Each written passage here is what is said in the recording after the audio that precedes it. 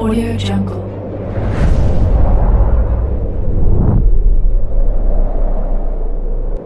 Yo, balik lagi bersama Mimin di Manhua TV. Kali ini kita akan lanjutkan pembahasan dari cerita Infinite Evolution Starting from Zero. Mimin infokan kembali bagi teman-teman yang ingin menonton video terbaru lebih cepat, silahkan bergabung menjadi member di channel ini dengan biaya 5.000 per bulannya. Jika tidak, teman-teman bisa bersabar lebih dulu selama 2-3 hari untuk menonton video tersebut. Tanpa berlama-lama, yuk kita masuk ke disclaimer dulu.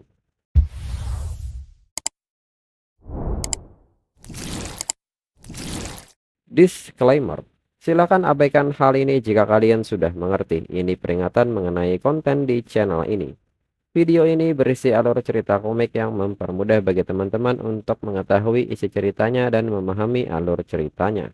Jika ada kesamaan tokoh, tempat, maupun isu yang sedang hangat, itu benar-benar tidak disengaja. Dan peringatan bagi teman-teman untuk tidak mencontoh atau meniru perkataan maupun perbuatan yang tidak baik yang ada di video ini. Karena cerita ini hanyalah fiktif belaka. Jika mengerti, yuk kita masuk ke ceritanya. Meskipun mereka sedang dalam perjalanan, dirinya tidak dapat menahan diri untuk tidak memverifikasi idenya segera saat menyaksikan keajaiban telah tiba. Kembali saat Jichen menyentuh daging Ghost Shadow Squid, notifikasi Jichen melahap jejak asal-usul kehidupan pun muncul. Dan kini ilustrasi Ghost Shadow Squid mencapai 0,1%. Setelahnya, Jichen pun merasa hanya dengan melahap 1 atau 2 daging dari Ghost Shadow Squid hanya membuka 0,1 dari ilustrasi. Berdasarkan hal itu, dirinya perlu melahap 100 jin untuk mencapai 100% dengan harga 998 yuan per jin. Itu hampir memerlukan uang sebesar 100.000. Kemampuan Ghost Shadow Squid adalah larut ke dalam air dan menghilang. Jika dirinya bisa mendapatkan kekuatan itu, maka 100.000 yuan itu akan sebanding dengan hasilnya. Dan ini sudah merupakan daging binatang termurah yang bisa dirinya dapatkan. Dengan ini sudah beres, selanjutnya dirinya harus mencari cara untuk menghasilkan uang. Itu jumlah yang sangat besar. Dirinya tidak mungkin meminta kepada keluarganya. Selain itu, tujuan lain dirinya membeli daging itu untuk menguji apakah menyerap esensi kehidupan akan menyebabkan kerusakan. Dan sejak penyerapan tadi, waktunya sudah cukup lama, seharusnya sudah ada hasilnya. Dan sepertinya menyerap esensi kehidupan tidak merusak dagingnya. Ini sangat bagus. Hingga Jichen terus menyerap esensi kehidupan dari Ghost Shadow Squid hingga progresnya telah mencapai 3%. Di saat Jichen terlalu fokus ke penyerapan, King Han pun memperingatkan Jichen untuk berhati-hati karena ada orang di depannya. Dan segera Jichen melakukan pengereman mendadak dan meminta maaf kepada orang di depannya. Ini adalah salahnya. Lalu Jichen pun merasa dirinya terlalu fokus menyerap esensi kehidupan Ghost Shadow Squid dan lupa memperhatikan jalan. Jichen pun bertanya-tanya mengapa jalur sepeda begitu padat hari ini. Lalu King Han pun meminta Jichen untuk melihat ke sebelah sana. Itu adalah guru Chow Mei, dan nampaknya dia dalam bahaya. Lalu seorang penjahat meminta petugas untuk tidak mendekat, ambil 1 langkah lagi, dan dirinya akan membunuhnya. Petugas pun mengatakan bahwa mereka telah dikepung dan meminta penjahat tetap tenang dan letakkan senjata mereka. Seorang petugas pun memberitahu rekannya yang bernama Ah Bing untuk tidak menembak sembarangan. Targetnya terlalu dekat dan jelas terampil. Dia menggunakan Sandra sebagai perisai dan terus bergerak. 1 tembakan yang salah bisa melukai Sandra. Ah Bing pun menyebut jika mereka menunda, Sandra dalam bahaya. Ah Bing pun bertanya kepada kaptennya untuk mencoba gas tidur. Kapten pun tidak mengizinkan hal ini. Gas tidur terlalu kentara. Sebelum berefek, gas tersebut dapat memprovokasi tersangka untuk melakukan sesuatu yang ekstrim. Lalu Jichen dari kejauhan pun kini mengambil sebuah batu dan seketika melemparnya, hingga mengenai tepat tangan penjahat dan menjatuhkan senjatanya. Melihat kesempatan ini, kapten pun segera meminta petugas untuk bergerak. Dan penjahat pun kini berhasil diamankan. King Han pun mengatakan bahwa Jichen baru saja melempar batunya. Namun Jichen meminta King Han untuk diam dan mengajaknya untuk segera pergi. Mereka akan mengobrol nanti. Namun sebelum pergi, Kapten meminta Jichen dan King Han untuk berhenti di sana. Kapten seketika bertanya apakah mereka yang melempar batu tadi. Cichen seketika mengelak dan menyebut itu bukan dirinya dan seketika kabur. Kapten pun merasa aneh mengapa seseorang tidak mau mengaku setelah berbuat baik, padahal ada hadiah untuk keberanian. Mendengar hal ini, Cichen seketika berbalik arah dan mendekati kapten. Cichen mengatakan bahwa dirinya baru ingat sesuatu, dirinya pukul batunya. Dalam pikiran Cichen, dirinya sebenarnya tidak ingin berbohong, tapi uang sangat penting baginya sekarang.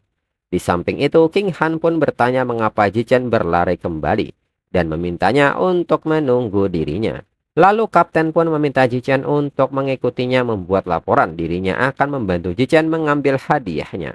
Kemudian Cichen dan King Han pun memberitahu keluarganya bahwa mereka akan pergi ke kantor polisi untuk memberikan pernyataannya. Cichen pun mengunci sepedanya di taman dan hendak masuk ke mobil untuk menerima penghasilan pertama yang dirinya peroleh sebagai si pemberani. Awalnya mereka berasumsi bahwa ini tidak ada yang salah hingga asumsi itu berubah. Dan benar saja ada sesuatu yang tidak beres. Penjahat itu menunjukkan perilaku aneh dan seketika menggila. Dan nyatanya penjahat itu berubah menjadi tikus mutan yang ganas. Penjahat ini pun mulai menyerang petugas yang ada di sekitarnya. Kapten pun meminta semua petugas untuk melepaskan tembakan ke arah mutan tikus. Namun dengan hati-hati serta lindungi warga sipil. Kapten juga melakukan panggilan ke markas pusat dan memberitahu bahwa ada tikus mutan raksasa yang muncul di lapangan persenjataan barat Jiangbei. Analisis awal tersangka telah menyatu dengan gen Raja Tikus. Mereka tidak mampu menangani ini dan meminta bantuan. Cichen yang melihat situasi buruk seketika mengangkat guru Xiaomei dan King Han untuk membawanya lari. Cichen pun meminta maaf kepada mereka berdua, saat ini melarikan diri lebih penting. Saat Cichen menoleh ke belakang, Cichen merasa bersyukur tikus itu tidak mengejar mereka. Tapi mereka masih harus bergegas pergi. Namun di saat itu ada sesuatu yang melintas dengan cepat dan ini mengagetkan Cichen. Setelah diperhatikan ternyata itu adalah seorang cyborg. Dan satu serangan cyborg ini mampu membuat penjahat terdorong cukup keras.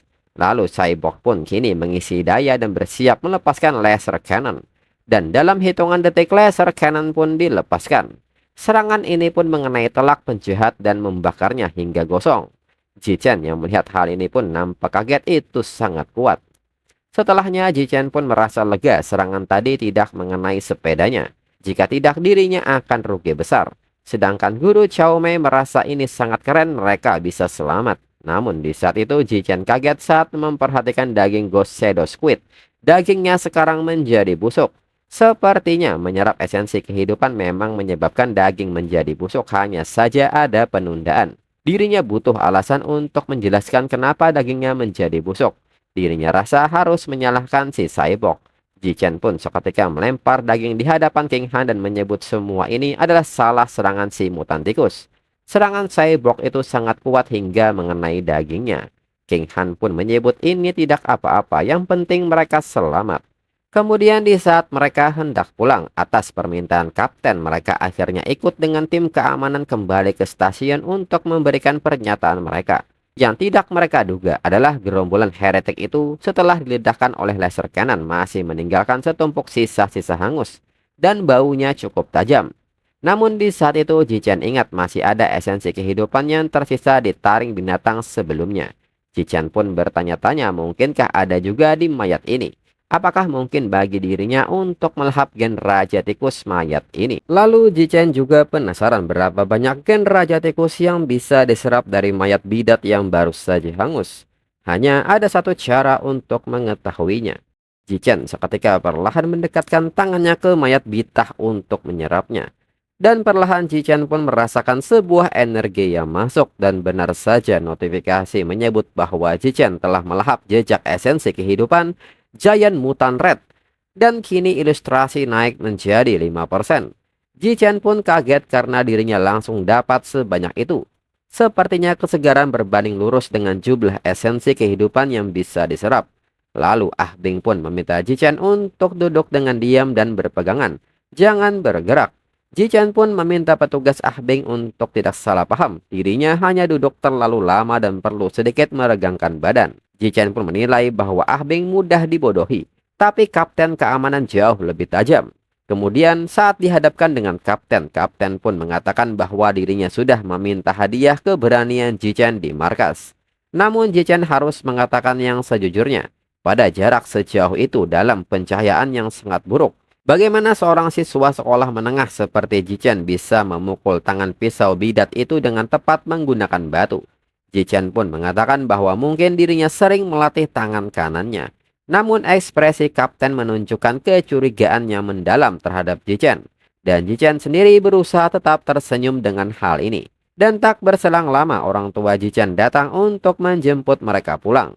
Jichen seketika bertanya mengapa ibunya datang. Mereka bisa saja pulang sendiri. Ibu Jichen seketika berlari dan memeluk Jichen serta bertanya apakah Jichen baik-baik saja. Jichen membuat dirinya setengah mati ketakutan. Jichen meminta ibunya untuk tidak panik, dirinya baik-baik saja. Dirinya bahkan mendapat hadiah keberanian. Ibu Jichen pun meminta Jichen untuk berjanji. Lain kali jika ada bahaya, sembunyilah di tempat yang aman lebih dulu. Karena yang dirinya inginkan hanyalah melihat Jichen tumbuh dengan selamat dan sehat. Jichen pun meminta ibunya untuk tidak khawatir. Dirinya janji, dirinya akan melindungi dirinya sendiri lebih dulu. Lalu saat melangkah keluar, Jichen mendengar pembicaraan petugas bahwa pemujian terhadap Dewa Tikus menjadi semakin kurang ajar. Mereka kini menyusup ke universitas-universitas, terutama menargetkan mahasiswa yang tidak bisa memperoleh kualifikasi Pusigen secara ilegal. Selain itu, orang yang tertembak malam ini adalah mahasiswa seni liberal dari Universitas Guangyan. Dicuci otaknya oleh kultus Dewa Tikus. Mereka tidak bisa membiarkan hal ini. Mereka harus menghabisi semua jaringan kultus Dewa Tikus itu. Namun petugas lain mengatakan bahwa itu hanya mengobati gejalanya, bukan akarnya. Mereka harus menyingkirkan Raja Tikus yang sebenarnya. Mendengar hal ini, Jichen pun memikirkan soal Raja Tikus ini. Sebenarnya ada banyak sekali informasi tentang pemujian Dewa Tikus di internet. Basis utama sekte ini ada di sini di kota Shanghai. Sebagian besar anggotanya adalah orang-orang yang diasingkan oleh masyarakat dan aktivitas mereka meningkat pesat tahun ini. Lalu saat Jichen terus menelusuri internet, Jichen pun kaget saat menemukan sesuatu. Raja Tikus ini berevolusi menjadi makhluk yang lebih tinggi, memaksa pengikutnya mengumpulkan banyak materi evolusi. Jichen pun bertanya-tanya apakah Raja Tikus sudah mengembangkan kesadaran. Lalu saat Jichen melihat seekor tikus di pinggir jalan yang saat ini berhadapan dengan seekor kucing, bertanya-tanya mengenai seekor tikus raksasa. Bagaimana bisa sebesar itu? Mungkinkah dia berhubungan dengan Raja Tikus? Namun Jichen tidak ingin terlalu memikirkan hal ini. Ini di selatan, tikus ukuran kucing memang tidak biasa. Lalu Jichen pun baru sadar mengapa King Han nampak diam dari tadi. Jichen pun bertanya-tanya apakah itu terjadi lagi. Setiap kali King Han merasa gugup atau kaget, dia tidak bisa menahannya sama seperti saat dia masih kecil. Tapi dirinya selalu merasa ini mungkin ada hubungannya dengan potensi yang tidak diketahui. Kemudian saat di rumah, Jichen pun memberitahu ibunya bahwa dagingnya sudah tidak ada lagi. Karena kondisi darurat, dirinya tidak memikirkan soal dagingnya. Sepertinya dirinya menjatuhkannya. Ibu Jichen pun meminta Jichen melupakannya saja. Selama Jichen aman, itu yang terpenting. Biarkan dagingnya pergi. Dalam pikiran Jichen, Jichen pun merasa beruntung dirinya berhasil mengelabui ibunya. Kemudian di saat ayah Jichen ingin pergi mencari daging yang jatuh, Jichen memberitahu ayahnya terlalu berbahaya di sana. Semuanya tidak aman. Ayah Jichen pun menyebut itu tidak apa-apa. Ayah adalah seorang budak upah yang ditakdirkan tangguh seperti paku. Jichen pun menyebut walaupun ayahnya menemukan dagingnya itu mungkin sudah busuk. Ayah Jichen pun bertanya bagaimana Jichen bisa tahu. Jichen pun menyebut bahwa dirinya hanya menebaknya saja.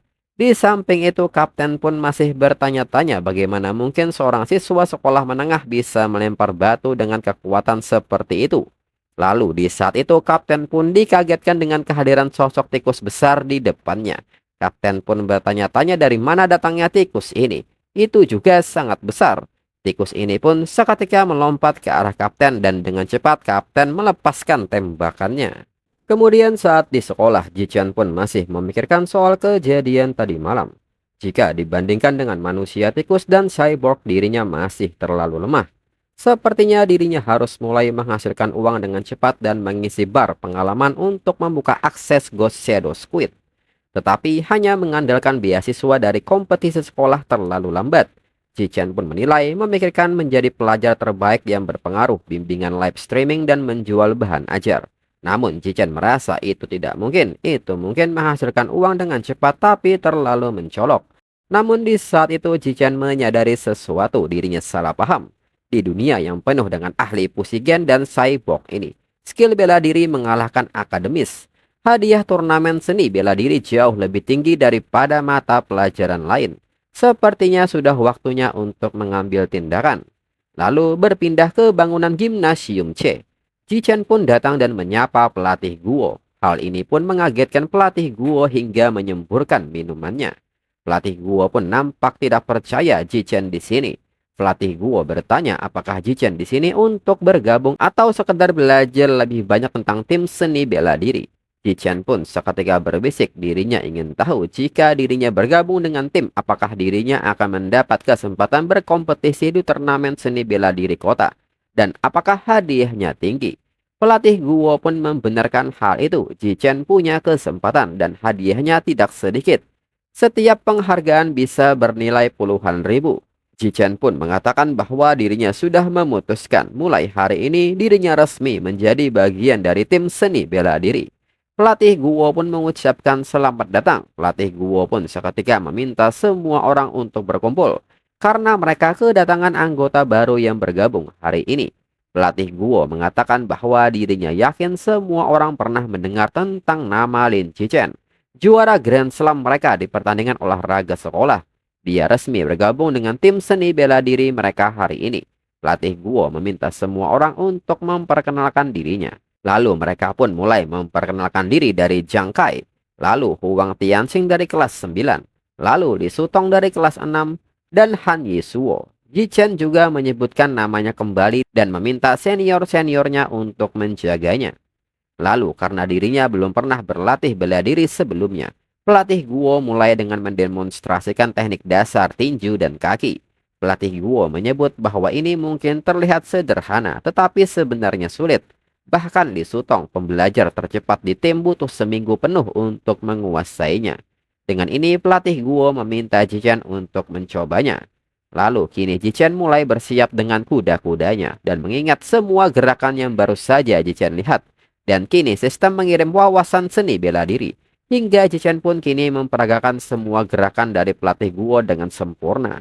Dan notifikasi menyebut bahwa Jichen sedang berlatih tinju hingga vitality, kekuatan otot tangan, ketangkasan tangan, kemahiran teknik tinju plus 1 poin. Notifikasi kedua mengenai berlatih dengan kaki hingga vitality, kekuatan otot kaki, ketangkasan kaki, dan kemahiran teknik kaki bertambah 1 poin. Pelatih Guo yang melihat hal ini sangat kaget dan menyebut ini benar-benar mustahil. Bagaimana Jichen mempelajarinya dengan 1 kali lihat? Pelatih Guo pun menilai hal ini terjadi kecuali Jichen adalah jenius seni bela diri sekali dalam sejuta. Kemudian malamnya saat di rumah, ibu Jichen pun meminta Jichen untuk mengambil mangkuknya. Mereka akan makan sebentar lagi. Jichen pun segera datang dan seketika bertanya apa menu makan malam nanti. Ibu Jichen pun menyebut bahwa itu adalah Ghost Shadow Squid yang Jichen impikan. Jichen pun menyebut bahwa aromanya sangat luar biasa. Ibu Jichen pun meminta Jichen untuk tidak hanya mengendusnya saja dan memintanya untuk segera makan selagi panas. Di saat Jichen memakannya, ibunya pun bertanya bagaimana dengan rasanya. Jichen pun menyebut bahwa ini seperti yang diharapkan. Masakan ibu adalah yang terbaik di dunia. Ibu Jichen pun meminta Jichen untuk makan sebanyak Jichen bisa. Dirinya membeli 3 jin penuh. Dan di saat yang sama notifikasi muncul dan mengatakan bahwa Jichen telah menyerap esensi kehidupan Ghost Shadow Squid hingga ilustrasi saat ini adalah 3,01%. Jichen pun kaget mengetahui ini, jadi memakannya secara langsung juga berhasil. Jika dirinya tahu itu, dirinya tidak akan repot-repot menyentuhnya. Lalu sebuah berita mengatakan bahwa gadis jenius mengejutkan negara. Pada usia 14 tahun dia berhasil menyatu dengan inti energi. Menjadi cyborg termuda dalam sejarah.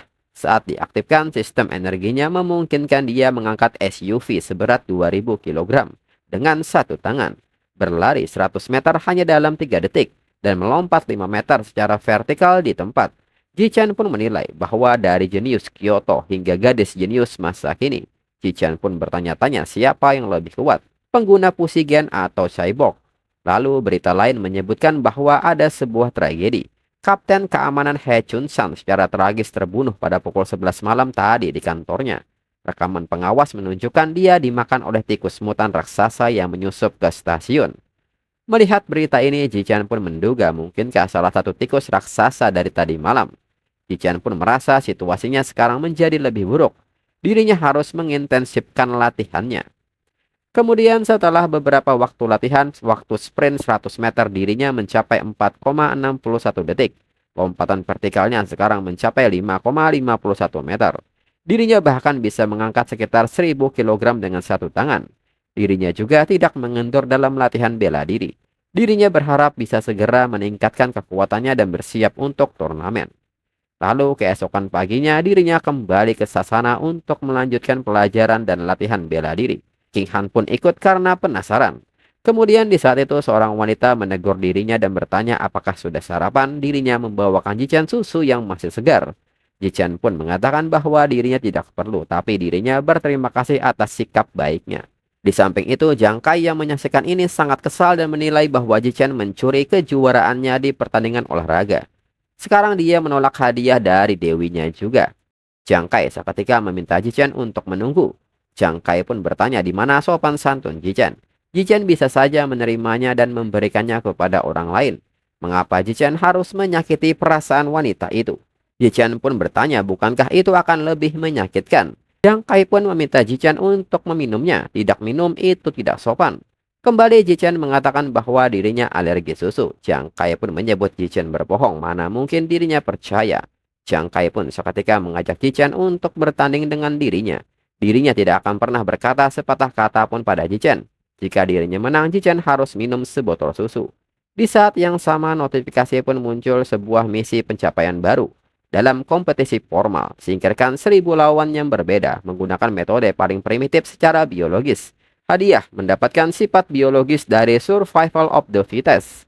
Ji-chan yang melihat hal ini menilai bahwa setelah menunggu begitu lama, dirinya akhirnya memicu misi pencapaian keempat.